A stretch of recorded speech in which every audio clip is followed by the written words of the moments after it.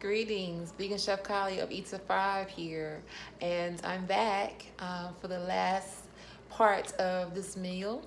And so I'm about to add in the last ingredients to this potato and chickpea curry.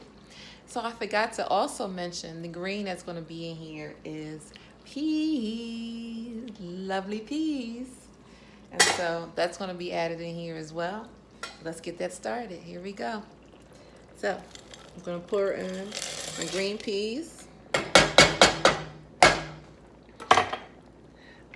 Also, I'm going to add in chickpeas to this as well. So that's there, that's in. Look at that. It calls for 1 cup of frozen peas or fresh peas. You can do whatever you like. I added a little bit more than a cup. I added a cup and a half. I like my vegetables. And look at that greenery. Look at that color. Oh my goodness. And it smells so wonderful in here. I feel like an Indian goddess. Yes. And so I got my naan bread is cooking in the toaster oven right now. And after I add the green peas, I'm going to add the chickpeas, okay? And so the chickpeas, they call for, again, 1 15-ounce can of chickpeas. Again, I did 2 cans of chickpeas. So I'm going to put those in. Here we go. And when you do these chickpeas, make sure you rinse them really well. And I always suggest to my clients is to try to get as much as possible the BPF-free canned goods if you're going to do anything canned and preparing your meals, okay? Or you can do it traditional way. You can also soak your chickpeas beforehand if you like. Since, working long hours, sometimes I have to do some shortcuts in my prep work. But it's always, always, always the best and the highest good for myself and my clients, okay? All right, so let's get back over to this yummy goodness and blend in those chickpeas. Which yellow, green, and the parade diced tomato mixture I did in the earlier videos. I used a hand blender and pureed, added my water. It calls for 3-4 cups of water. You do half and half as you're pureeing your tomatoes in the pot. I did water and low sodium, vegan or vegetarian, whatever, mostly vegan vegetable stock. So I added like half cup of each. Give it some flavor. So here's the yellow noodles. Got some red, orange, yellow, and green. What's next? So after I add that in, I'm going to now add in the final touch, the potatoes. I use organic red potatoes. And for these potatoes, it calls for you to peel and dice up the tomatoes, cube it actually.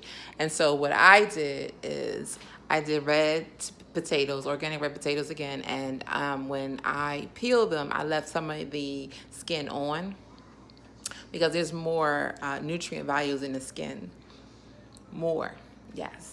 We always get rid of the skins, and sometimes we need to do our research about how more nutrient the density skin can be for us. And health-wise, it is an amazing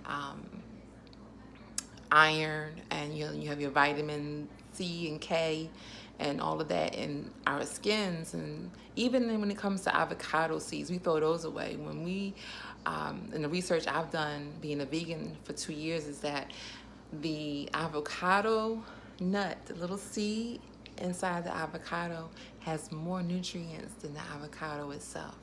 And avocado is high in protein, which I eat a lot of since I am vegan. And so why not look into what the seed can offer your body? And so I'm trying to attempt to at least sprout a avocado seeds so I can plant it since I love avocado so much. And so in my lovely kitchen, as you can see here, yay! This is where I prepare your lovely meals, flavorful vegan meals. And so let's get back. I'm rambling on. I get excited about just knowing what I know and sharing it with you all to make everyone awaken and to their diet. Eating healthy is not boring as they say it is. And people of color, we love our food. So why not be more beneficial health-wise to your mind, body, and spirit instead of giving your money to pharmacy or the pharmaceutical companies and to the doctors that study Western medicine. I mean, I appreciate them when they are needed, but why not start with your diet so you don't need them as much? I'm just saying. But anyway, I digress. Let's get back to the meal here. I'm adding the potatoes. Make sure they're all there. Stir that in. This is gonna be so good. Oh, I'm excited. So excited. It looks so good. Look at that.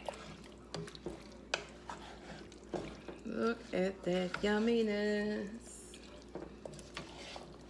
Look at that yumminess. Does that not look really rambunctious? Ah, yes. Fill your mind, body, spirit, and your tum-tum. So, that's the potatoes there. And so we're going to get back to this loveliness here. And I forgot to add the piece of resistance, the main ingredient to mostly all Indian dishes is gram masala. So the gram masala calls for a half a teaspoon. So we're going to put that in there and mix that all up in there.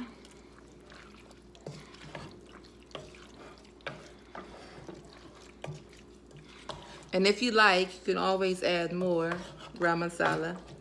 Everything, seasonings, ingredients are always subject to change to either lower or create volume. You add a little bit more, add your ingredients, but just, you know, I like to have fun when it comes to cooking. You know, why not? Especially when you have time to. Because my busy schedule, woo! So, you know, got to pay for this lovely space here. Yes. And so, look at that.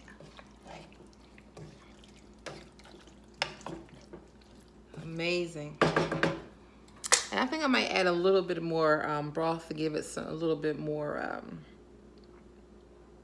some more sauce to dip my naan bread in. You know, potatoes, just they're thick and they suck up. See? So since I add the potatoes, just made it, you know, thicker, more heartier soup. So, good people, thank you for joining me. I hope you enjoyed this lovely video of this lovely meal, and peace and blessings. And I hope this gives you more of an insight on how I prepare a meal for myself or for clients. DM me, you know, Vegan Chef Kali of Eat to Thrive. Peace and blessing.